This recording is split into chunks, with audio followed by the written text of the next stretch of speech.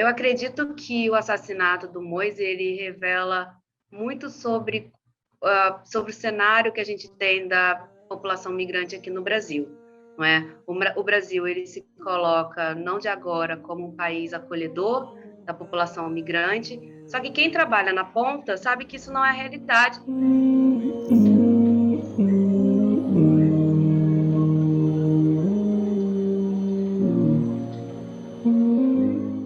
O Brasil não é um mito essa ideia do Brasil ser um país acolhedor.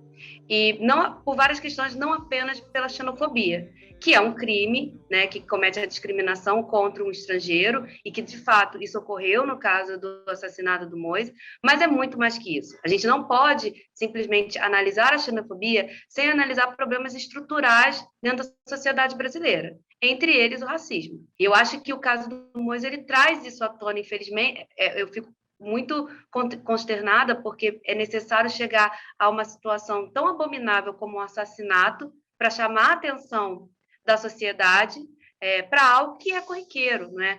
A interseção entre o racismo e a xenofobia e como isso afeta os imigrantes negros e negras, isso é visto diariamente. Isso é visto desde o cruzamento da fronteira, isso é visto no momento de integração, em várias marcas de integração. Então, educação, quando a criança vai tentar, a criança ou adulto vai tentar, sofre preconceito na escola, no acesso ao mercado de trabalho, eu acho que esse é o mais evidente. É impossível a gente não entender essa situação, esse assassinato que aconteceu com o Moise, sem entender o atual cenário do Brasil, de desmonte de políticas, né? De desmonte de políticas trabalhistas, que colocam o trabalhador como tão precarizado, não é? Vivendo na informalidade, vivendo de diária, não é?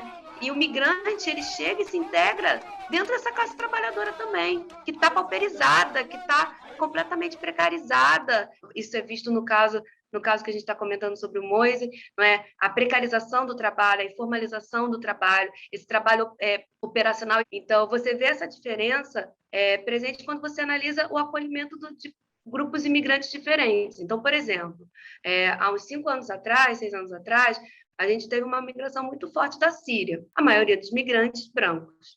E há 10 anos atrás, 11 anos atrás, com a migração haitiana, né, que foi muito forte, é um outro tipo de migração. Ambos, no começo, tanto a migração haitiana quanto a migração síria, ambos foram considerados como solicitantes de refúgio. Atualmente não é o caso. Os haitianos, eles não são mais considerados solicitantes de refúgio pelo governo brasileiro, eles podem solicitar, mas eles têm uma regularização própria, que é a acolhida humanitária.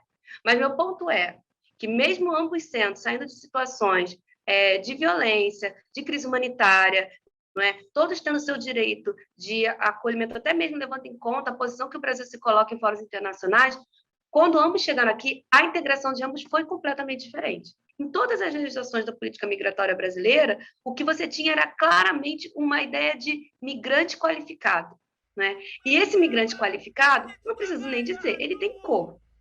Ele tem gênero, na maioria das vezes é um homem, não é uma mulher. O Brasil é uma mãe, abraça todo mundo. Ai, Brasil é uma mãe, segunda casa. E como que vai matar o irmão trabalhando?